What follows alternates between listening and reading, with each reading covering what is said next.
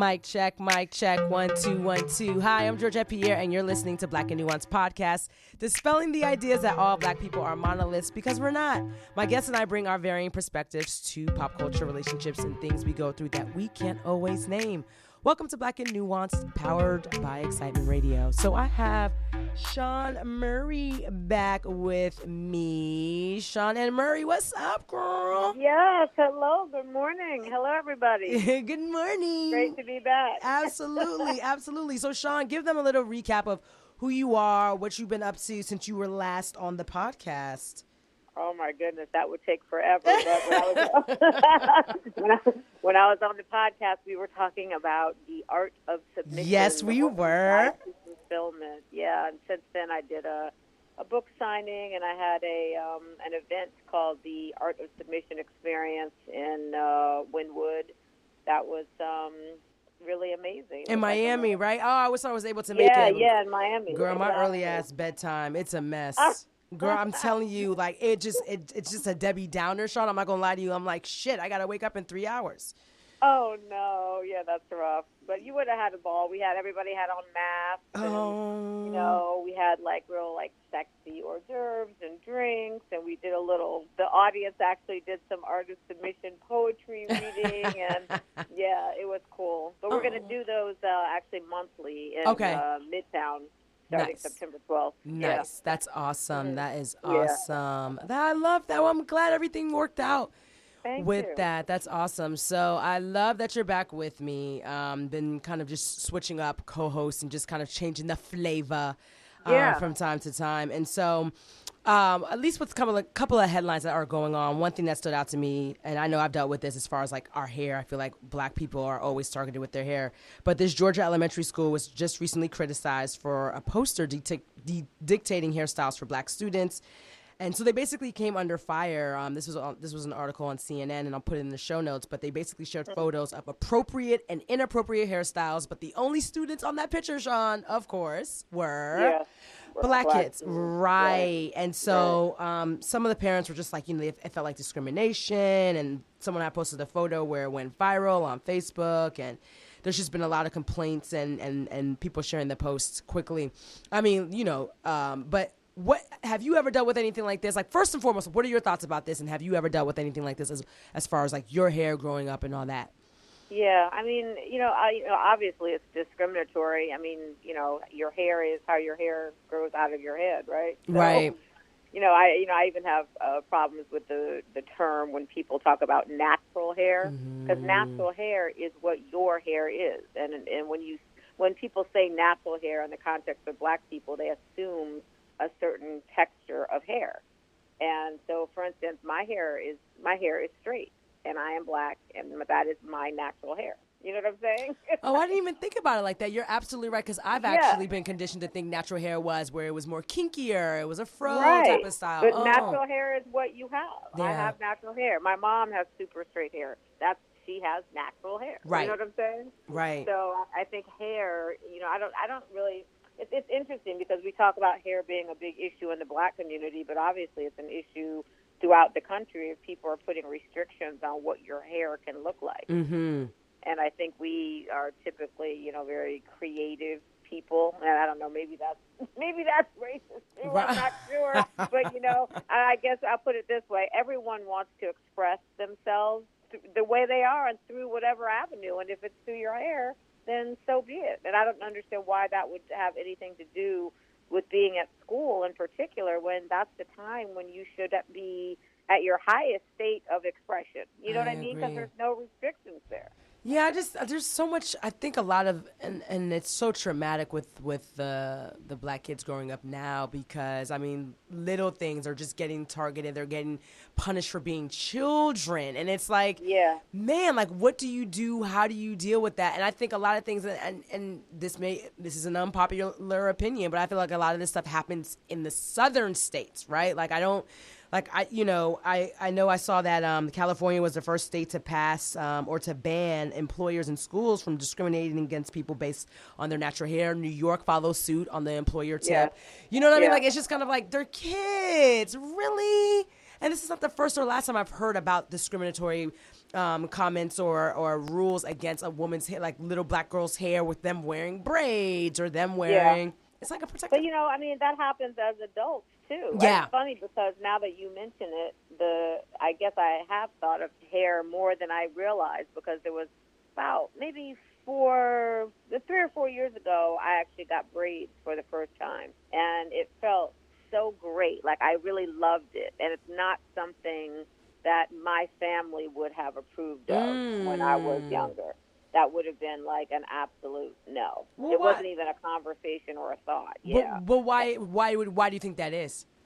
Probably because of the reasons that we're talking about right now. Got it. Presuming, discriminatory behavior, or being labeled as being, some certain kind of way. Mm-hmm. Mm-hmm. And when I got the braids, I mean, I guess I loved the way it felt. Like, it felt so just like it just felt regal was the way. I mean, I literally felt like I held my head higher, Yeah, I really loved it. But I will say this, that people refer to it as, what's the word people say? Oh, they say it's a protective style. Hairstyle, yep. And for my kind of hair, it's not a protective style. It's more of like a ruining style. It doesn't work for my hair. So, like, for me to have the braids in and then have to take them out was like an absolute nightmare.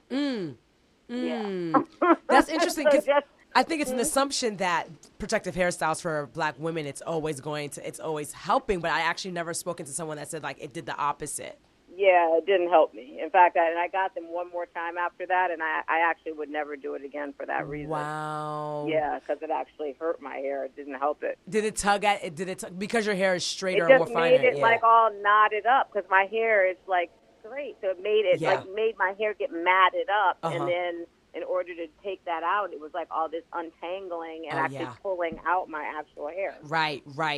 Yep. I remember those days, because I think I've gotten almost every, like, enough protective hairstyles, like box braids, micro braids, like, Senegalese twists. I mean, like, I went through the whole motion, Sean. Like, now my only style that I can, because I cannot take tension on my hair like that. Like, I'm too old for me to be sitting in somebody's chair for 2+ hours. Sean, like, I just don't have the patience anymore for you to be tugging at my edges. And so now one of my girlfriends I go to in New York, I do faux locks, even though the tension of the cornrows and her sticking that. I love that. I do faux locks. How is it when you take those out? That doesn't have tension? So because she does cornrows, I do the style where it's cornrows. I don't do individual faux locks. So it only takes her 2 hours. So it's the cornrows that she adds the faux locks to, and it's so easy. It takes me like 30 minutes to take it out. So you do cornrows like underneath, and then she attaches it? Yep. Oh, I see. The individual, when I did a couple of individuals, I cut my hair off by accident because I didn't know what the difference was. Yep, and I was like, I will never do individual faux locks again.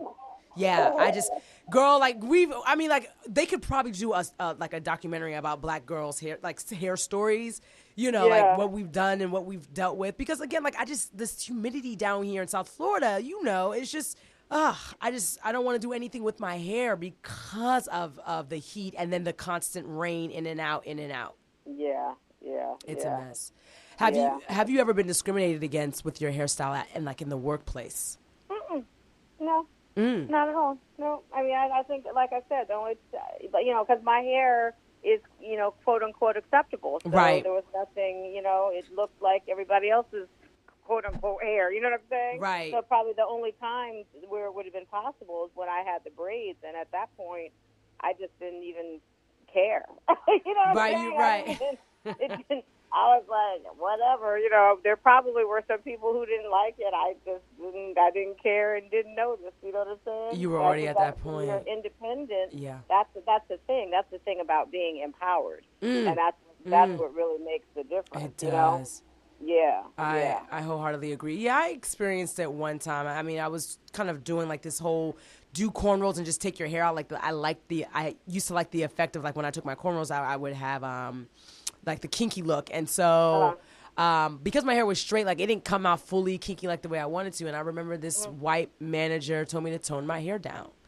Yeah. I used to work for a rental car company. Yep. It was my first job outside of undergrad. And I was like, tone my hair down. And like, now you have to assimilate to what they think is acceptable. So that kind of it didn't hit me until I got older, and then wherever I went after that, like no one cared about my hair. So it was just kind of... That's interesting. Yeah, it was just so I think weird. that mine, it's been mostly inside the family, actually. But, Wow. actually, like I'm saying, my hair is it's not like straight. It's like the texture is straight, but my hair is curly. Right. So there was a time when I wore my hair naturally curly, and I liked it.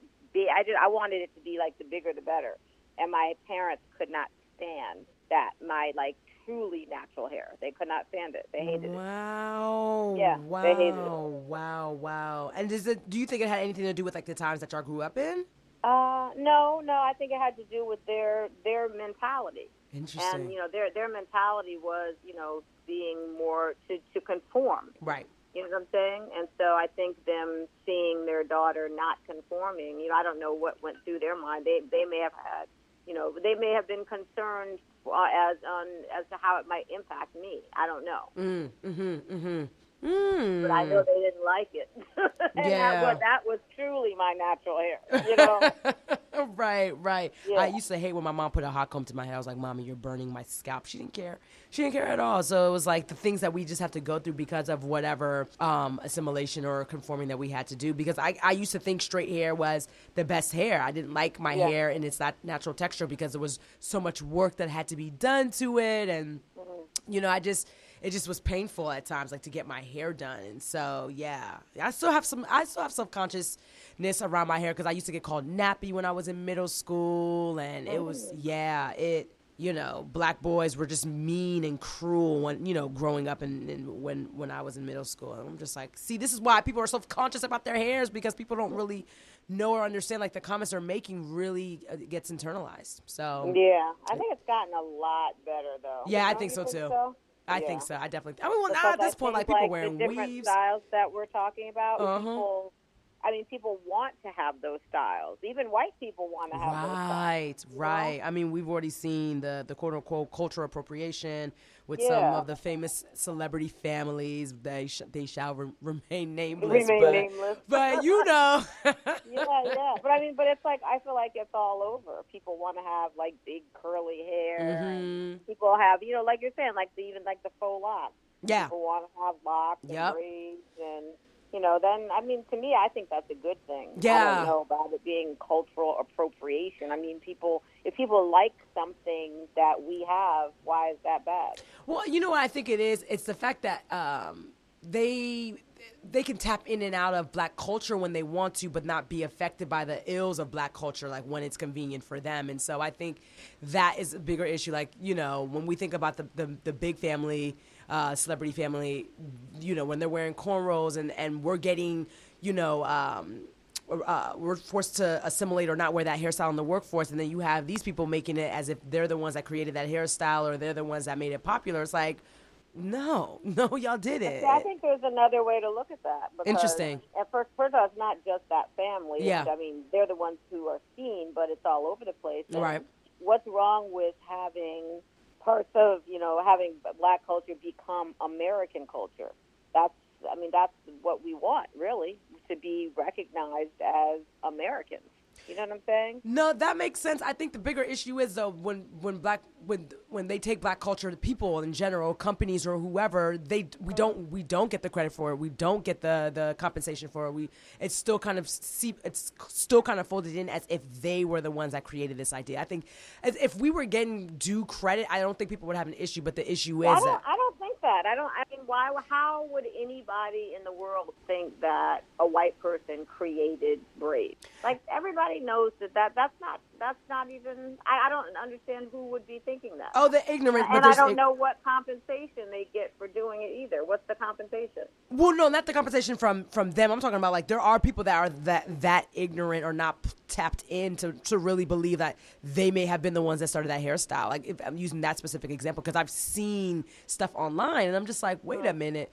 And again, like you have people that are just not necessarily interested in doing their due diligence or research on where certain things come from. Like some people say things and it's golden to them, right? We already see those issues with 45 when he says something, people believe him even though he's fucking lying, right? Like that's the right.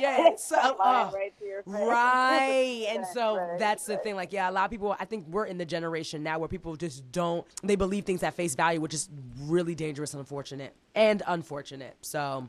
Yeah.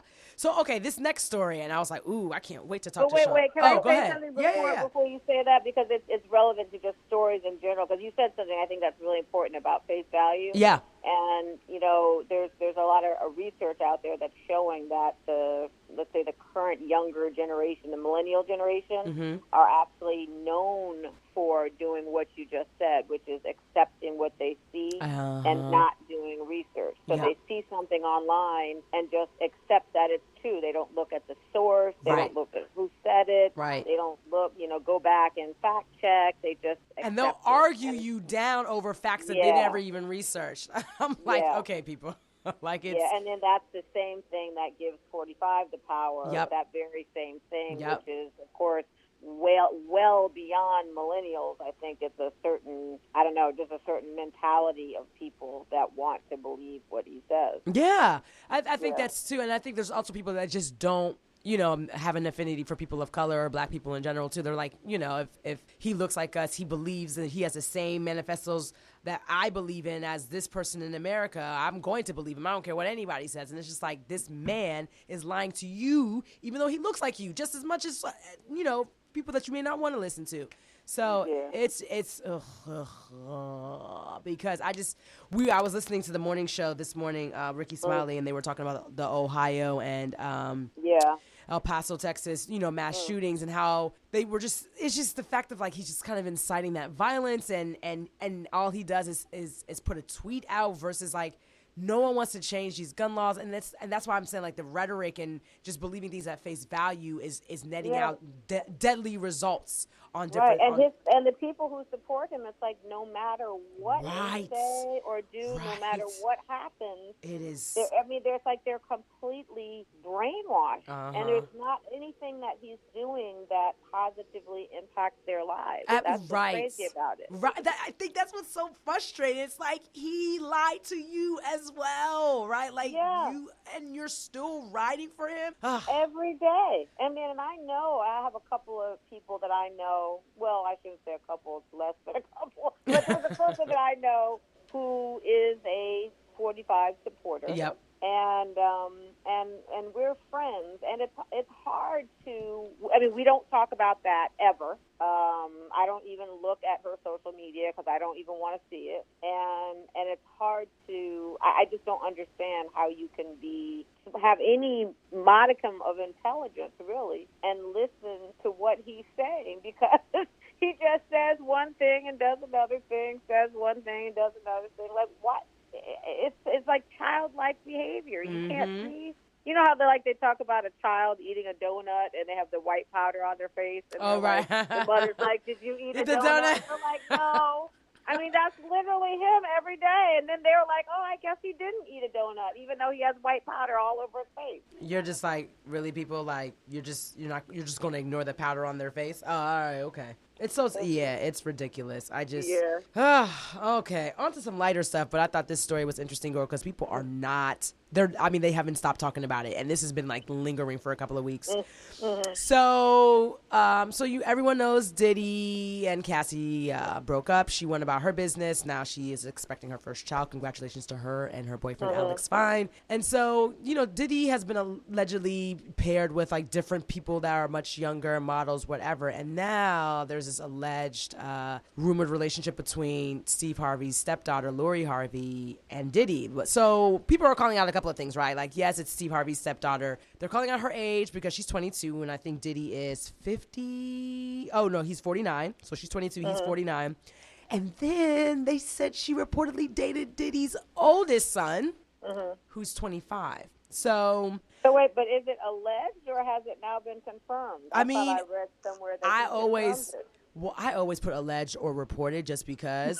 Girl, yeah, Sean, you know I gotta cover myself. Unless you heard it from their own mouth. Right, but there's been a lot of sources that kept saying like that she dated his son, and then now she's allegedly dating him, and then the other gag is like, so they're on vacation in Italy or on this yacht, and so he's on the yacht with the family. So you see pictures of Steve, his wife, the dog. It's so. Oh, the Harveys were there too? Yes. Oh, I didn't see that. The Harveys are on vacation, and Sean, Diddy is on the yacht with them. Like, yeah, girl, like that shit is hilarious to look at. But this is the thing. You know, he and I went to Howard. We were at Howard at the same time. Oh, what, Diddy? Yeah. So was my former boss in New York. Yeah. Oh, really? Yep. Yeah, he used to be at the entrance to Howard. He would be in the front selling T-shirts. That's that's so funny because she always used to say he had some type of business hustle every time. Like, he was selling sweatshirts and T-shirts at the front. That's all I can remember. That's what's up. That's what's. There's some consistency in the story of before he was Diddy. Everyone knew him. Like, who is this guy constantly selling stuff? Right. Exactly. That's funny. Yeah, I think so. There's a couple of things I wanted to kind of get your thoughts on. So, the double standard. He's 49. She's 22. So, okay, yes, she's 22, and that's almost a 30-year difference, right? So people are calling her. I mean, all the disrespectful names that a woman would get called, right? Like, men never get thrown under the bus, but women do. And so they're calling her all those things from, like, a thought pocket to... You mean based on age alone? Well, they're actually really going in on her between her dating his son and then now him, allegedly. That's what they're talking about. I think if we talk about it separately, for me, the age, that doesn't bother me at all. Right. She's of age, and this is separate from the other part of the conversation. Right. Okay. Makes sense. I mean, I date guys who are younger all the time. Yeah. And so what? Oh, we're gonna come back to that because I was gonna bring up yes, we're gonna come back to that. Soundbite, hot take. So what? So that doesn't bother me. Right. Now to think about her having been with the son and now she's with the father. Right. I mean, that's like some. I don't even know. I was about to say like some dynasty, but even on Dynasty, I feel like there wouldn't have been that. You know what I mean?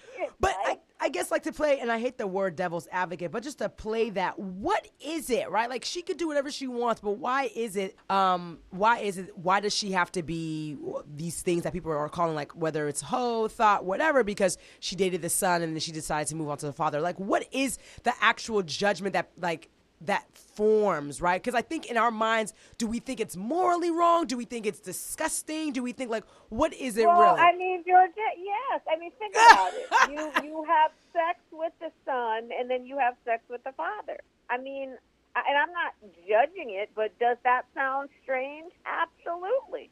Right. I mean, you'd be anybody who doesn't. I mean, of course that sounds strange. I mean, imagine if you were dating somebody and you were dating this guy and then you guys broke up and he started dating your mother. Okay, yeah. So now that you put it in that perspective, that does sound a little... Yeah. So he's going to have sex with you and then you're going to be like, okay, we're done. And then he's going to be like, oh, I'm going to have sex with your mother now. We're an item. Right, and she was engaged to somebody else in between that, I think, as well. At one point, I don't care about that part. I mean, and that's what I'm saying. It's like, obviously it's working for them. It's a choice, but if they are dating, right? Does it have some kind of visceral response from people that you're having sex within a family? Of course it does. I mean, that's just like that's some kind of although actually in the biblical days they probably wouldn't have cared. Right, because they've done some strange things in the biblical days. Yeah, it sounds like one of those biblical stories. And then I think if it works and if it's respectful, which I assume it is, I can't imagine that they would be all on this big family trip together if it wasn't. Right. I mean, what a conversation that would be, right? Well, that's the thing. Like, I don't think. Listen, like, I think the other thing that came out was, and that stuff I was reading on Twitter, it's just so there's the hypocrisy of like Steve coming out with a book telling women how to act when they're dating, and I had read that book. I never liked that. Yeah, like think like a man, act like a lady. The name of it? Think like a man.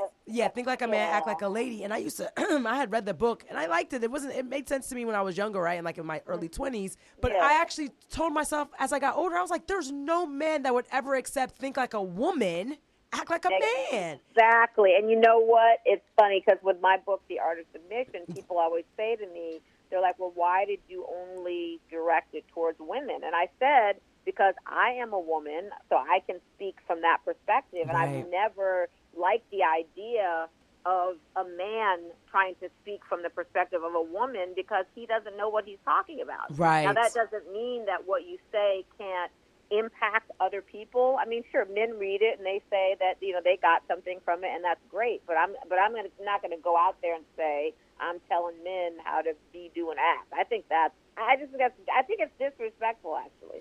Ridiculous. Well, you know, there's women that see that book as Bible, right, or as gospel, right? And so I think there was people.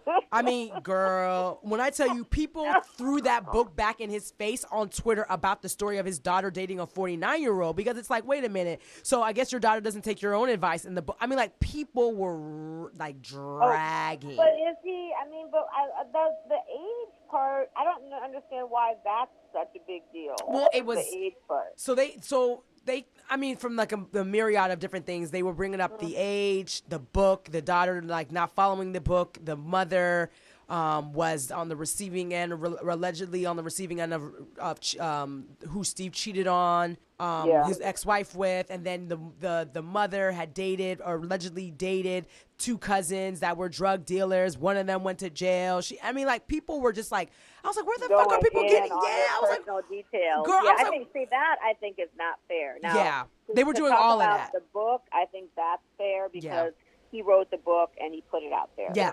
And so if there are things in the book, you know, like if someone went on to Steve Harvey's show and said, hey, I just stopped dating the son and now the father wants to date me, he would be looking at that girl like she was crazy as hell. Right, but I think it's almost kind of like now it's your daughter that's doing this shit allegedly doing this shit that doesn't necessarily, you know, fare well on how you look. And I think it's just... Girl, people but you know what, though? Yeah. Think about this is that what it's all really most disrespectful to is the daughter. Right. Because she gets to make her choice. Right.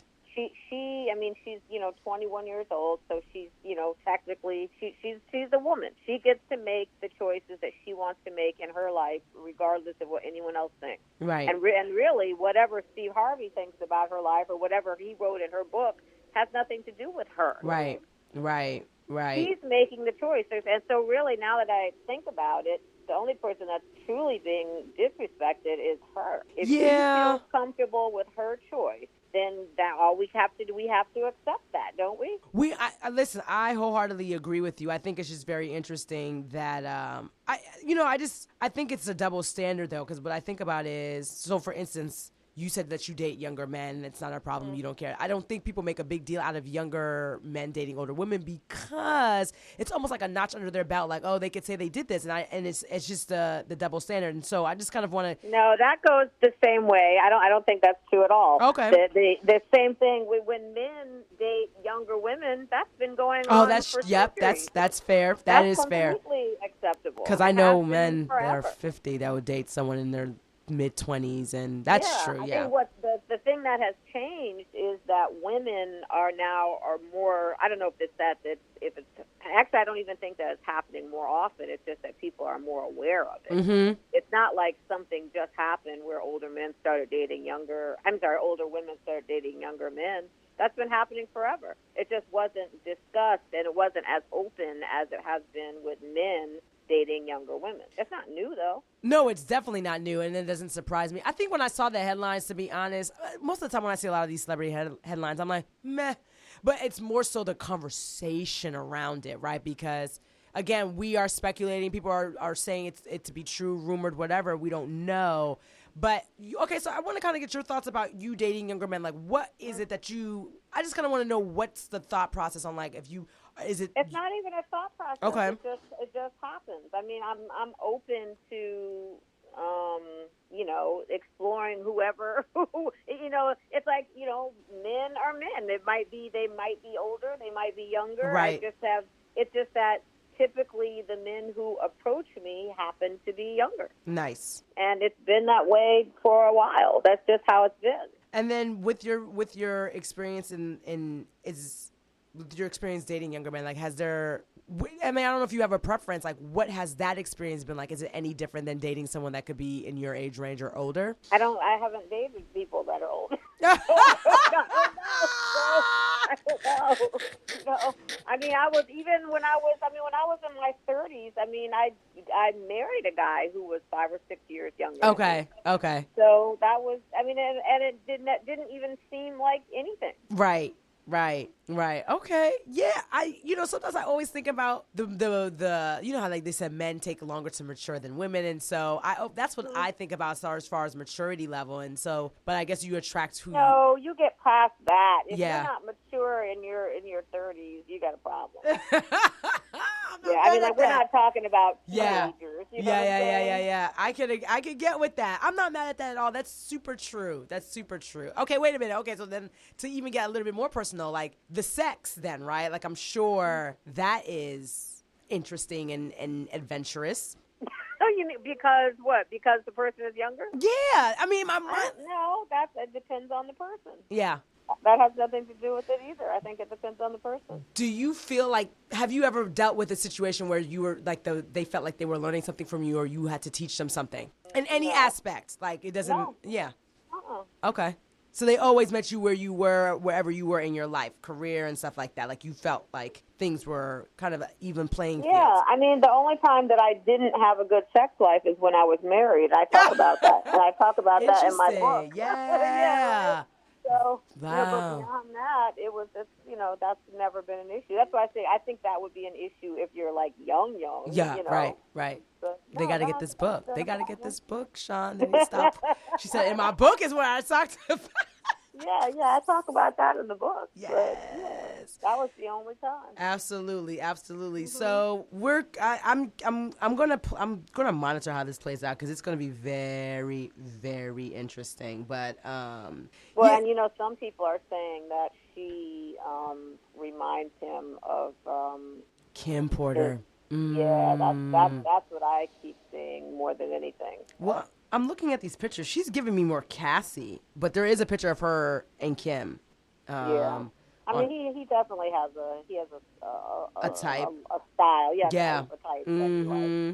I would just say I hope that she's okay, because this is, to me, part of this, the way I look at it, is there are these young women who kind of stay within, in terms of dating, they stay within like the entertainment sports industry. And in fact, right after this came out, I wrote a post about it somewhere on Facebook or something, and I was saying it's interesting how you see these young women kind of getting passed around within these industries. And when I said passed around, I did not mean to say that wasn't by their choice.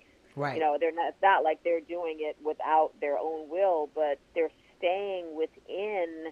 And I do find that weird. Like, how like you'll see some woman dating some rapper or whatever, right? Right. And then like a year later, they're broken up, and then she's dating some other rapper or that rapper's friend, so it's kind of like the same thing, except that this is within the family. And I do find that interesting. And I don't know if that's just because, it could be just because that's now your circle, and so you're staying within that circle. I just don't know. Yeah, I don't know, and that always makes me nervous when I think about that, because I always feel like just as a woman, like, you just get a bad rap for certain things, and I don't know, sometimes I feel like it could be perpetuated by whether it's the industry that people are in or a part of. Some of it could be from the media that we see. If we. But then you also see where like it really works. Like, look at somebody like Ciara. She was married to what was that guy's name?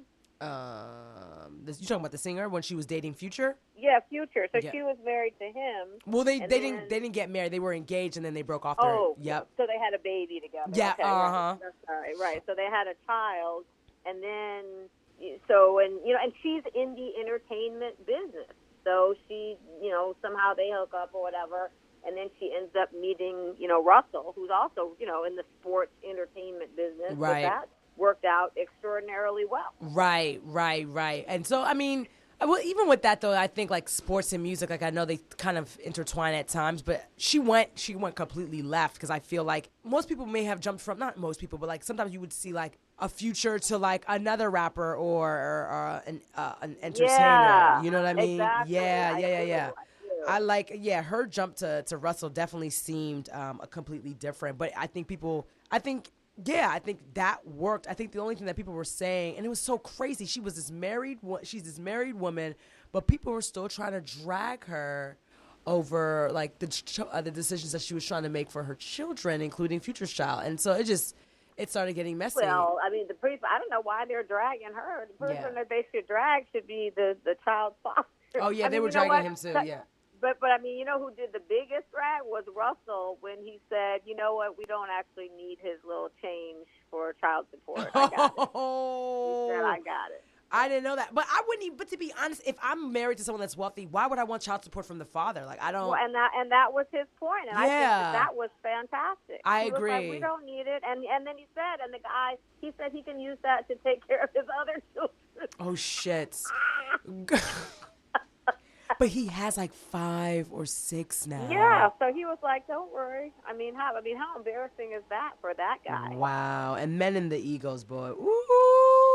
And see, that's the kind of stuff. It's interesting. I don't even know how we just got segued onto that topic, but here's what I find interesting is that the whole time we've been talking about how women get dragged and how they get perceived and what have you. Right. What about this guy, Future? He's Yeah. got, a bunch of kids, and then the problem was Russell was saying that his wife was getting stressed out, worrying about whether he was coming through with his child support. And he was like, babe, you know what? Forget it. We don't need his change. But yeah, why would she even stress? I'm surprised she stressed that. I know probably because she wanted the man to show some responsibility for his child. Right. But that's not necessarily. But the thing is, he was like, you know what? Don't even. Let's just take that off the table. Right. And I think that was great. Right. I think if anything, making a man be beholden to child support, especially if you're in a wealthy situation, it doesn't take away him being irresponsible. I think if anything, he has to make time for that child. The money does nothing. How many cases do we know of people that pay child support and never see their child? Well, true, but imagine the fact that he wasn't coming through with it in a timely fashion. We could probably assume and extrapolate that he wasn't coming through in other areas. Right. And she, she seems like the kind of woman who wants her child to have a good relationship with the father. So she was probably more worried about the child. She certainly wasn't worried about the money. Right. I agree. I was like, I hope she's not worried about the money. Does she want that child to have to see later that the father didn't care about making sure he was okay? I mean, he's made that's what I'm saying. He's the one who's making the mistake. Right. So hopefully that's changed. I mean, again, but the women, I think, again, by default, always get dragged because of, And then the women do, and then, like, the same circumstance we're talking about people dating, like, within an industry and being passed around. You could say the same thing for the men. Right. I mean, they go, look at, like, Nicki Minaj or look at Rihanna. They date all kinds, this one and that one and Drake and so-and-so and so. Mm-hmm. You don't look at those men and say there's anything wrong it's always with the them woman. dating them. Right? It's always the woman. Yeah. Okay, so moving on to this last segment called All of the Things. It's usually a lighthearted segment, something personal that happened in our day, week. So something that I always think about, and I really have to think about this. I don't even know if I have one, but when is the last time you did something for the first time? When is the last time I did something for the first time? I mean, I actually do something for the first time all the time. Please share, because I'm like, I don't know when I...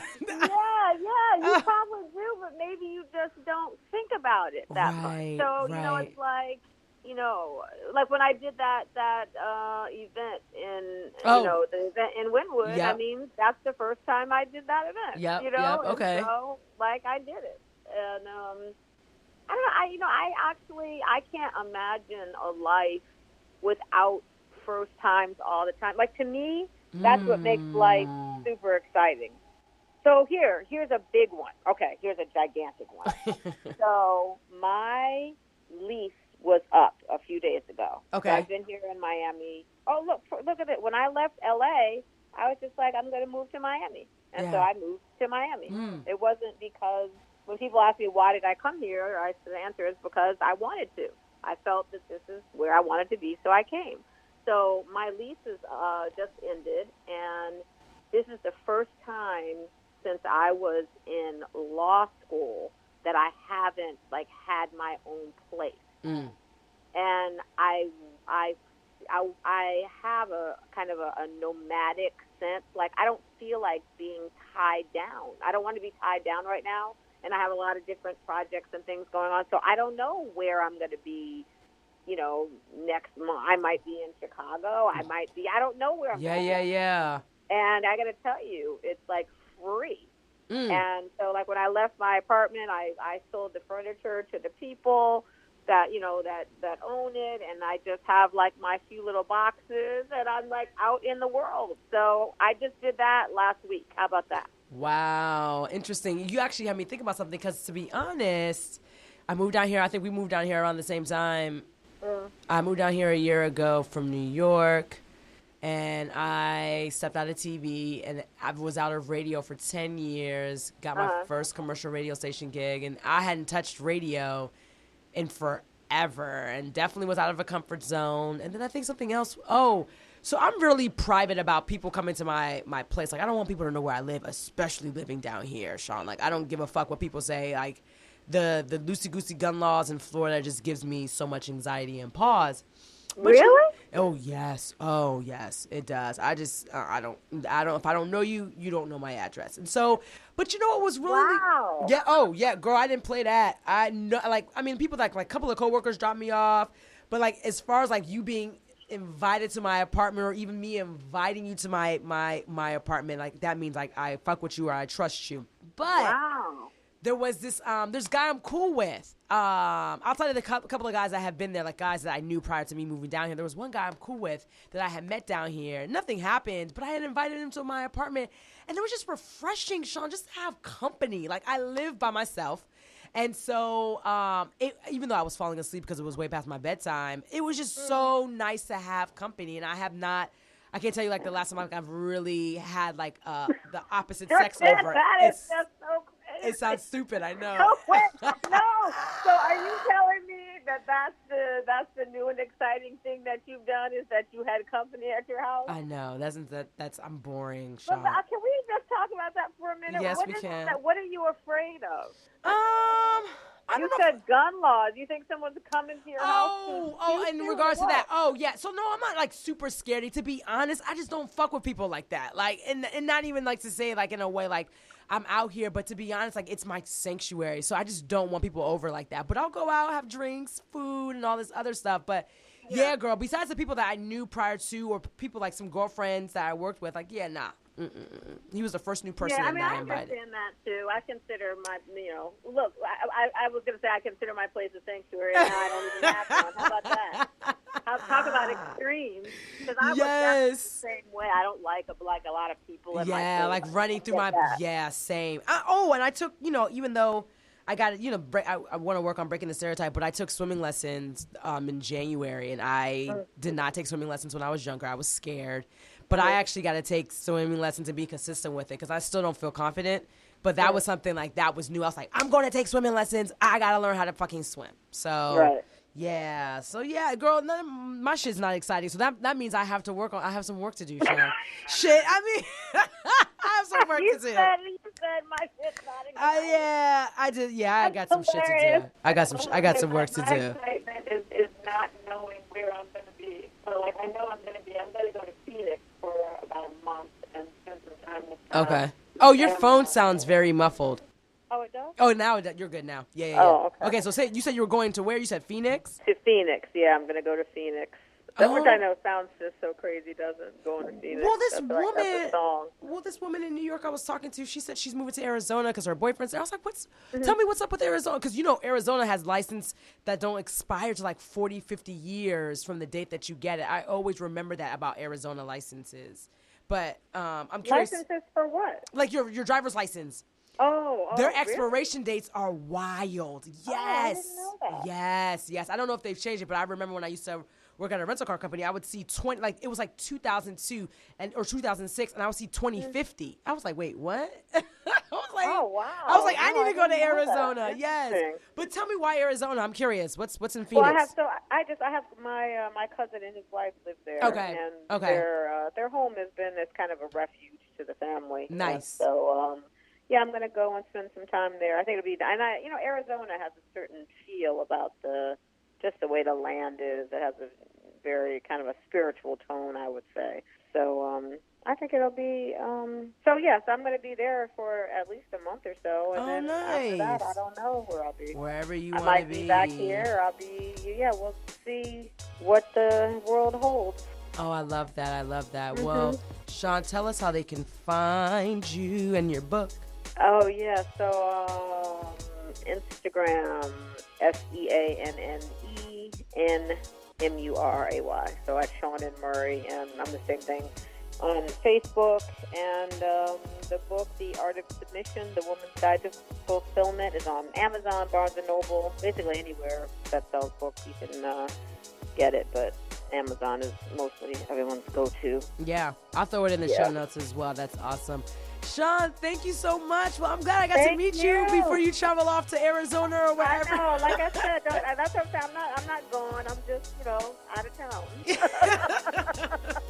I love that. Thank you so much. Well, you enjoy and have a good day. Okay, you too. Okay. Have a good day, everybody. All right, bye. All right, bye. Thank you to Seanne for joining me. She's super dope. I'll put all her links in the show notes. Well, you can follow me on Twitter at Georgette, first name basis, or Instagram at Georgette Pierre. You can follow the podcast on Twitter and Instagram at Black Nuanced Pod, Black NUANCED Pod. I am so behind on Twitter, so, give me some time to get there. Find me on Apple Podcasts, SoundCloud, iHeartRadio, and Spotify at Black and Nuanced Podcast. And just email me if you got any questions, comments, feedback at blacknuancedpod@gmail.com. Peace.